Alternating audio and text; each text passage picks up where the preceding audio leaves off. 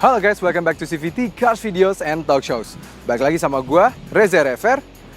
Oke, kali ini kami akan membahas sebuah mobil keluaran dari Audi. Yes, Audi, brand mobil premium asal Jerman yang merupakan 3 besar di seluruh dunia. Namun di Indonesia tidak sebaik nasibnya seperti di rival-rivalnya. Kenapa tidak sebaik rival-rivalnya? Oke, kita akan bahas saja di review the new Audi Q3.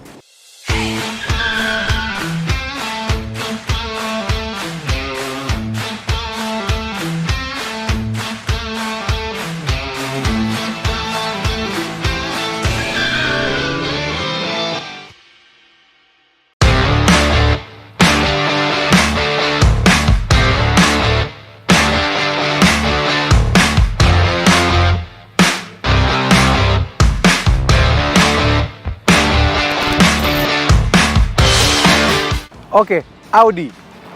Seperti kita ketahui, Audi juga sama-sama dari Jerman dan juga merupakan brand premium 3 besar di seluruh dunia. Tapi kenapa sih dia bisa tidak sebaik nasibnya seperti rival-rivalnya yang juga dari Jerman? Itu semua karena Audi tidak memiliki pabrik di Indonesia, yang mana itu membuatnya cukup kesulitan untuk bersaing perihal soal harga dengan kompetitor-kompetitornya. Namun kini Audi memiliki sebuah lineup SUV yang memiliki harga yang sangat bersaing dengan rival-rivalnya. Yes, yaitu Audi Q3. Karena Audi Q3 ini memiliki harga di rentan 877 juta rupiah on the road, yang artinya hanya sedikit mahal jika dibandingkan dengan BMW X1, tapi sedikit lebih murah jika dibandingkan dengan Mercedes-Benz GLA atau GLB. Yang mana ini merupakan mobil yang sangat value for money jika dibandingkan dengan rival-rivalnya. Oke, sedikit membahas juga kenapa Audi cukup sulit untuk bersaing di Indonesia. Itu juga karena orang selama ini sudah lebih dulu kenal dengan namanya Mercedes-Benz dan juga BMW. Padahal Audi juga menciptakan mobil yang sangat baik, sangat enak dikendarakan, dan juga memiliki teknologi yang jauh lebih baik dibandingkan dua rivalnya itu. Memang Audi sangat terkenal dengan mobilnya Iron Man. Itu kenapa? Karena keduanya memiliki visi yang sama. Yang satu, Iron Man sangat teknologi sekali, dan juga si Audi ini juga memiliki teknologi yang sangat canggih. Dan nanti akan kami bahas di review kali ini. Oke, pertama-tama kita akan bahas dulu bahasa desain dari depannya. Oke, ini adalah generasi terbaru dari Q3. Dia hanya baru 2 generasi saja. Di generasi pertamanya dia terlihat sangat gagah ya. Desainnya kalau kalian lihat mirip-mirip banget. Apalagi di generasi kedua ini seperti terasa tidak banyak perubahan. Tapi itulah Audi. Audi selalu memiliki perubahan yang approach-nya lebih ke arah evolusi. Jadi bukan revolusi. Jadi tidak terlalu banyak perubahan, tapi cukup pas dan membuatnya jadi lebih timeless jika dibandingkan dengan rivalnya. Di depan sini dia sudah tidak lagi menggunakan 3D grille dari Audi yang bahasa desain sebelumnya. Tidak ada lagi chrome yang menyambung ke sini, tapi dia chrome-nya cukup besar sekali di sini seperti orang menganga gitu ya, heksagonal, dan juga sudah ada list silver ini yang ke bawah seperti layaknya SUV Audi lainnya seperti di Q8 dan Q7 terbaru. Jadi ini terlihat sangat muscular, padahal mobilnya ini adalah lineup SUV terkecil Audi di Indonesia. Jadi tapi depan sini sangat keren sekali, gagah kali stance-nya. Apalagi ini kalau dipakai di warna hitam, kami sangat suka sekali warnanya. Oke, untuk lampunya sendiri dia sudah lampu proyektor LED, sudah sangat canggih, dan juga lampu sennya juga sudah LED. Namun sayang memang untuk lampu sennya, untuk yang bagian depan dia hanya LED saja, belum yang sequential, belum yang bergerak searah dengan mobil.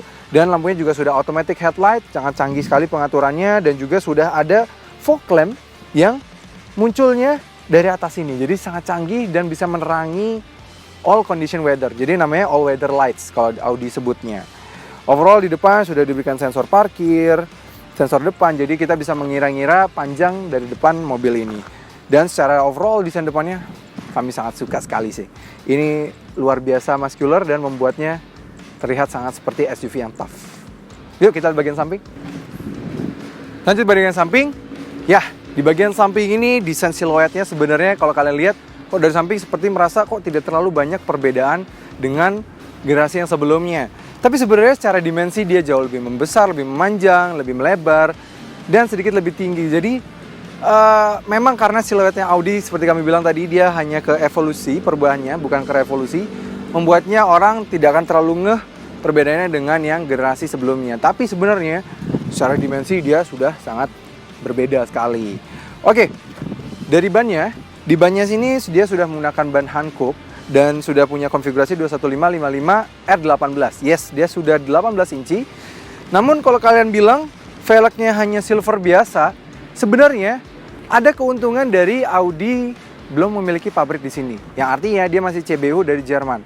Dan itu membuat velgnya pun bisa kalian customize sendiri. Karena kami pernah bertemu dengan Audi Q3 yang menggunakan velg yang berbeda dan kami tanyakan ke pihak Audi dan mereka bilang, memang mas, karena kita masih CBU, kita masih bisa customize specs dari mobilnya. Jadi kita nggak perlu takut, oh kok velgnya kayak gini, nanti kita bisa request ke Audi, kita mau velg seperti apa, mereka sudah bisa menyediakan. Jadi begitu nyampe ke depan rumah kalian, velgnya sudah sesuai request kalian.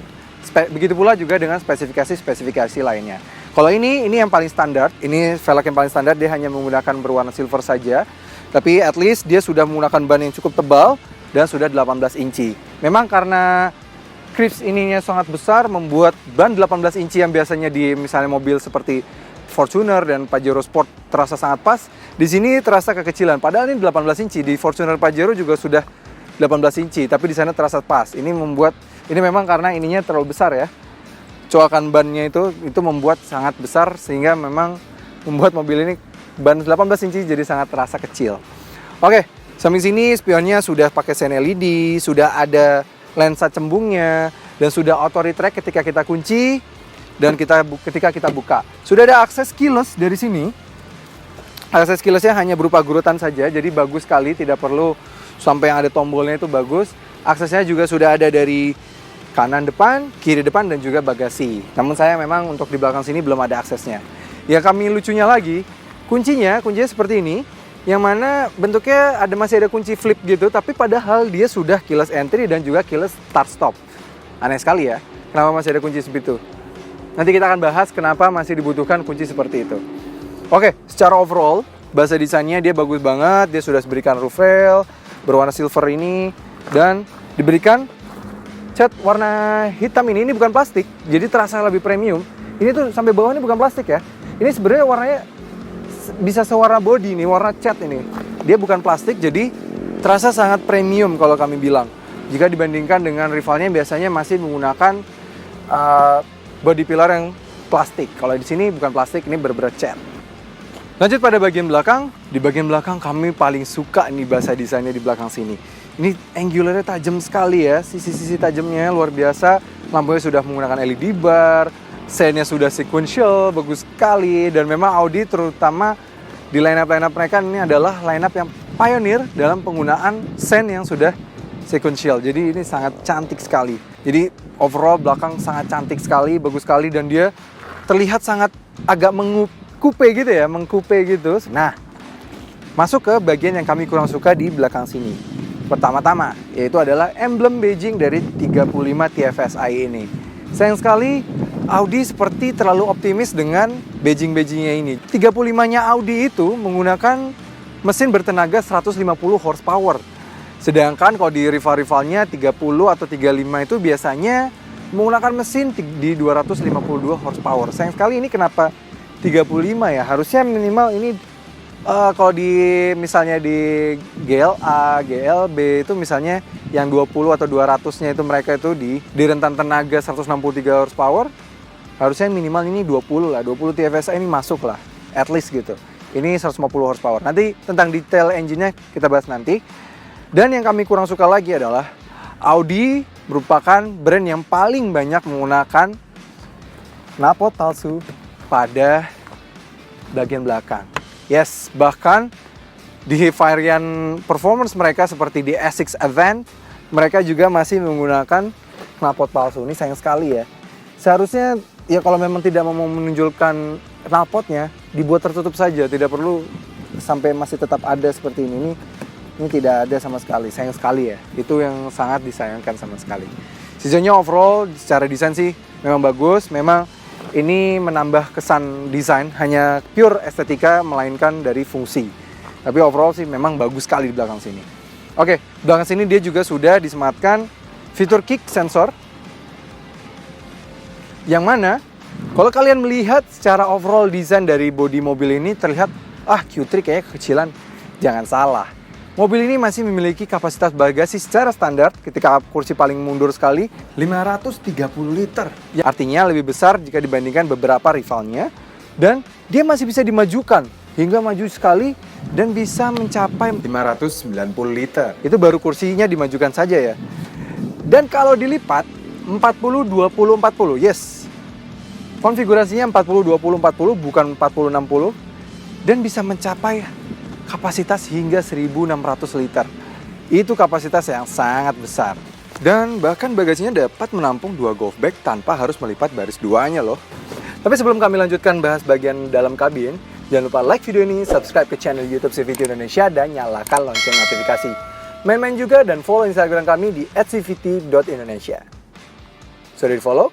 Oke, yuk kita lanjut.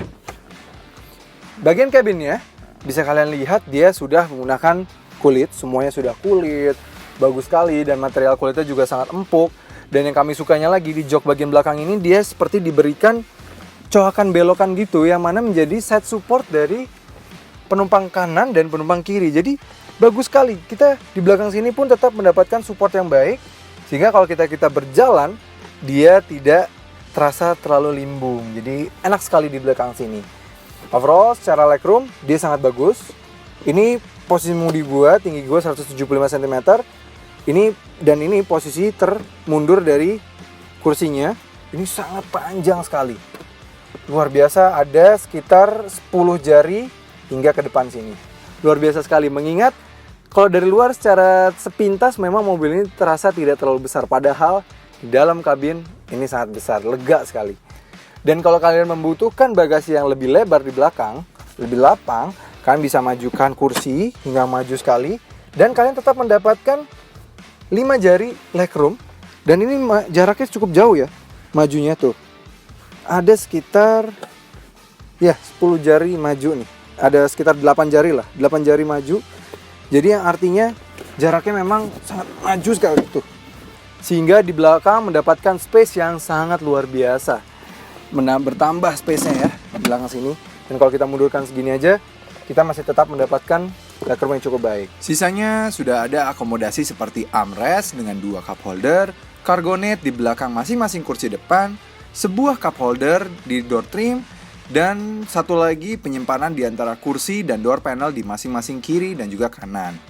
Yang keren lagi, di atasnya sudah ada lampu LED meski belum ada sunroof.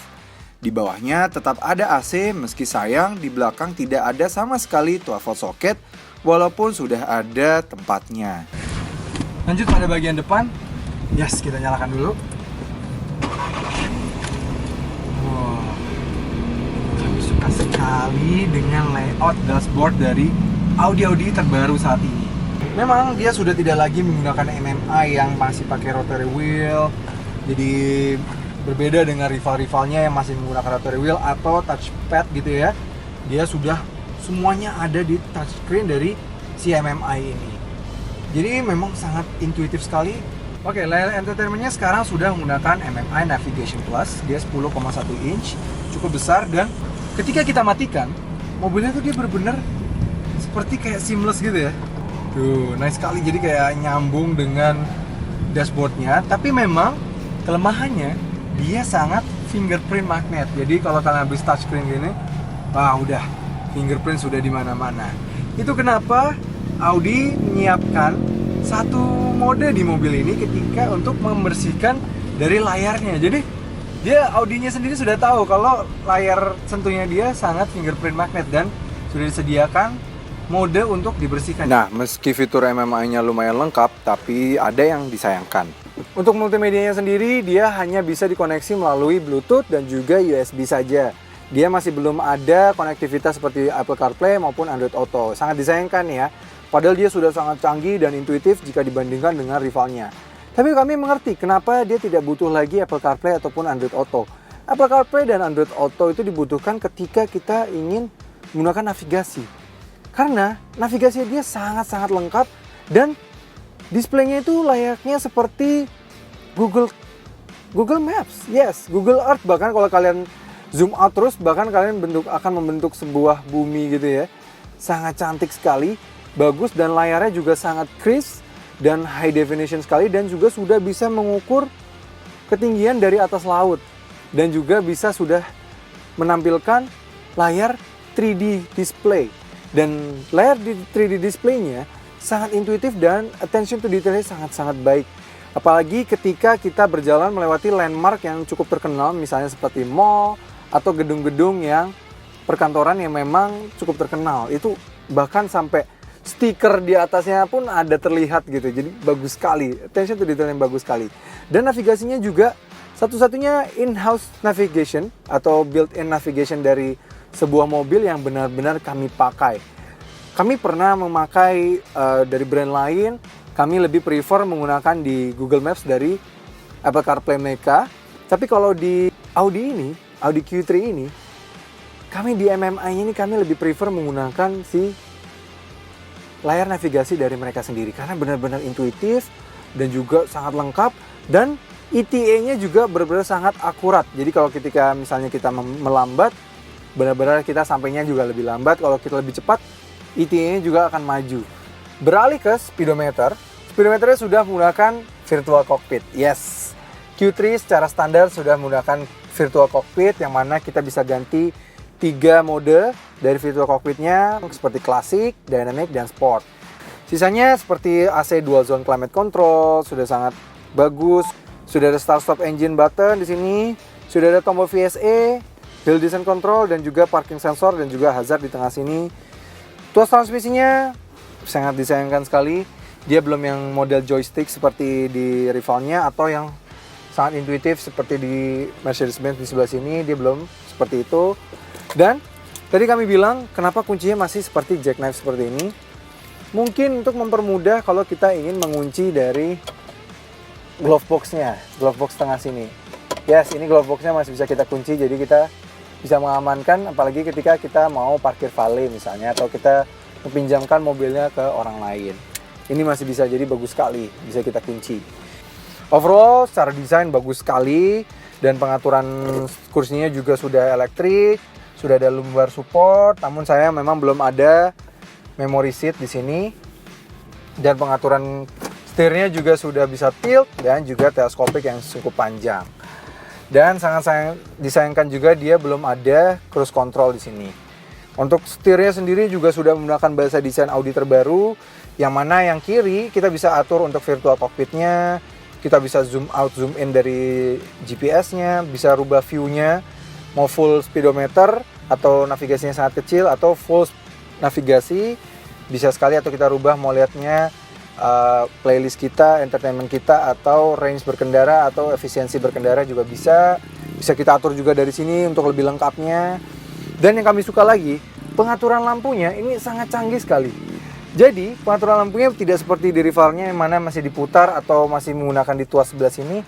Dia sudah menggunakan tombol, dan tombolnya sudah capacitive touch gitu ya. Jadi dia bisa meng-scan kalau tangan kita mendekat. Baru mendekat saja dia sudah langsung memunculkan tombolnya di dalam virtual cockpitnya. Jadi kita bisa mau rubah ke auto, atau nyala, atau lampu kecil, atau benar-benar off. Itu bisa benar-benar nyala di layar speedometer. Dan bahkan dia sudah diberikan backlight lampu. Dan kalau kita menjauh, tangan kita cukup lama, dia akan meredup. Tapi kalau tangan kita mendekat, dia akan terang sendiri. Jadi itu nice attention to detail dari Audi yang benar-benar memang memperhatikan perlampuan dari mobil-mobil mereka. Selain itu, lampu-lampu lain juga cukup canggih. Di depan sini dia juga sudah pakai yang model touch gitu ya. Touch sudah menyala, bagus sekali, tidak perlu menekan tombol, bagus sekali. Sudah spionnya juga sudah elektrokromatik, dan desainnya sudah frameless. Ini cantik sekali. Ini desain spion tengah terbaik jika dibandingkan dengan rival-rivalnya. Bagus sekali. Nah, lanjut pada bagian mesinnya. Nih, seperti biasa, karena mobil premium dia sudah disematkan hidrolik ya, jadi mempermudah sekali untuk mengangkat dari kap mesinnya. Sudah dicat warna bodi, sudah diberikan peredamnya juga cukup tebal. Oke, kita bahas bagian mesinnya. Mesinnya ini yang menjadi pertanyaan, karena di belakang seperti tadi kami bilang, dia menggunakan emblem 35 TFSI. Artinya dia 35 itu setara dengan 3500, atau kalau dulu di rivalnya juga 3500. Tapi nyatanya dia hanya menggunakan mesin 1400 cc turbo dengan tenaga 150 horsepower dan torsi 250 Nm. Sangat jauh sekali jika dibandingkan dengan rivalnya yang berani hanya memakai emblem 200 atau 20i belakangnya. Ini 35 TFSI seperti terlalu optimis lah ya. Tapi nggak apa-apa, ya at least dia masih menggunakan mesin yang jauh lebih baik jika dibandingkan rivalnya yang memiliki tenaga hanya 136 horsepower. Tapi memang sedikit kalah jika dibandingkan dengan Mercedes-Benz yang menggunakan mesin 163 horsepower. Mesinnya sendiri mengalirkan tenaganya ke dua roda di depan melalui transmisi 6 bertepatan dual clutch atau disebut dengan Audi DSG. Yes, dia sudah menggunakan transmisi yang sama dengan Tiguan. Yes, apakah rasa berkendara berbeda ataukah rasa berkendara sama? Langsung aja kita coba rasa berkendara dari Audi Q3 ini.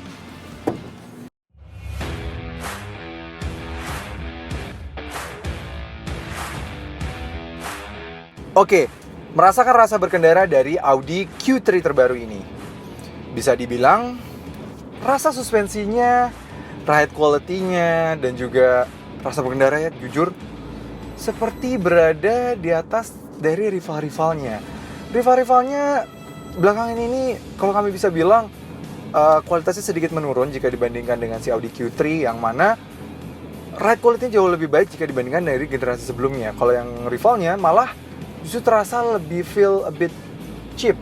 Kalau si Audi Q3 ini dia memiliki steering feel yang sama dengan Audi Q3 sebelumnya, namun dengan set suspensi yang jauh lebih empuk tapi tidak limbung. Jadi sini sangat nyaman sekali. Nih, kami akan melewati speed bumps. Teredam sangat baik.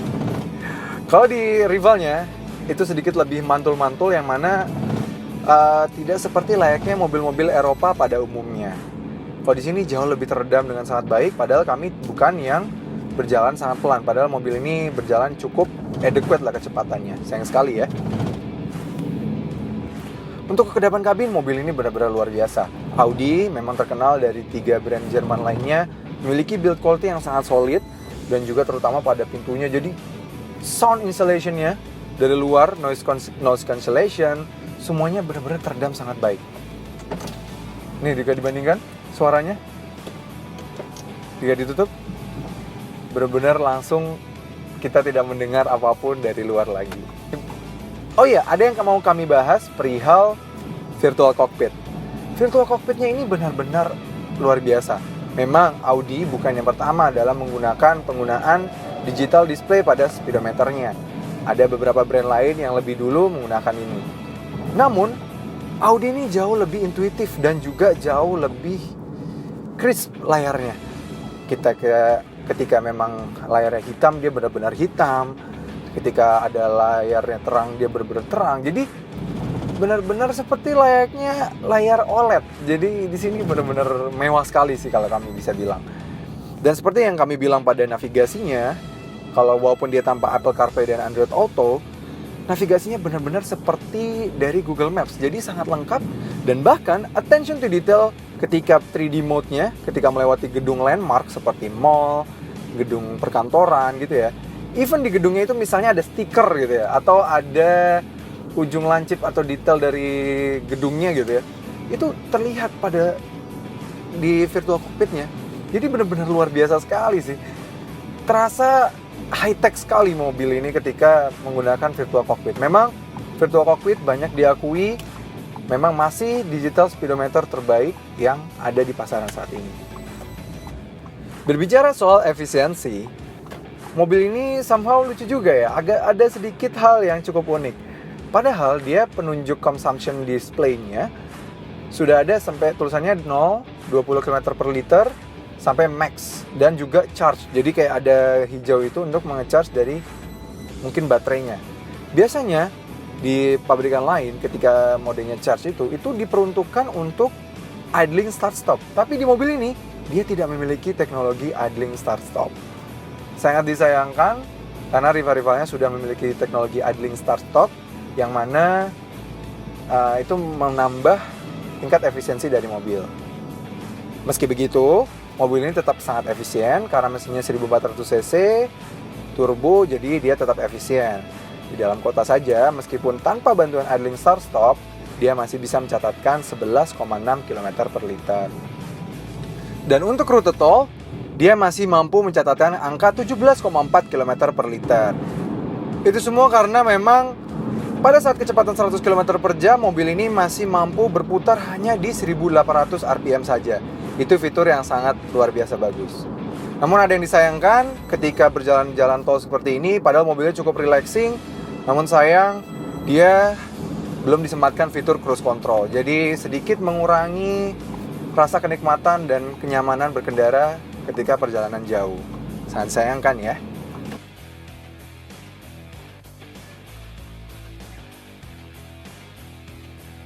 Nah, bagaimana soal akselerasinya? Langsung aja kita tes. Namun sangat disayangkan, mobil ini tidak memiliki dynamic select, jadi tidak ada mode berkendara dari mesinnya, hanya ada mode berkendara dari transmisinya. Jadi dari normal drive biasa atau menjadi sport. Jadi di sport itu transmisinya jadi lebih responsif dan lebih galak ya, lebih agresif pergantian transmisinya. Dan secara tidak langsung mobil ini juga sudah memiliki launch control. Dia kayak bisa build up boost gitu dan menahan akselerasi di RPM di 3000. Jadi bisa mendapatkan boost yang paling maksimum dari mobil ini ketika mau berakselerasi. Oke, kita siap-siap aja, matikan AC, matikan traction control sudah off, pindah mode sport, oke, injak gas dan rem, dan go! Wheel spin! Luar biasa! Ya, dan 100! 0 sampai 100 bisa dituntaskan dalam 8,6 detik. Itu figur yang lumayan cepat jika dibandingkan dengan rival-rivalnya. Luar biasa. Padahal memang secara tenaga, jika dibandingkan dengan rivalnya dari Mercedes-Benz, dia masih kalah. Walaupun memang kalau dibandingkan dengan BMW, dia memiliki tenaga yang lebih besar. Dan memang transmisi dual clutch-nya di sini benar-benar sangat berandil dari akselerasinya yang sangat baik itu.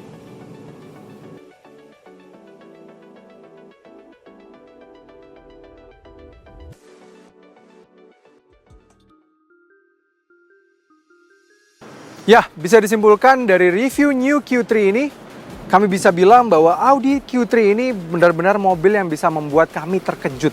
Karena rasa berkendaranya yang di generasi terbaru ini sangat-sangat luar biasa enak. Semakin nyaman, tapi tidak membuatnya menjadi limbung.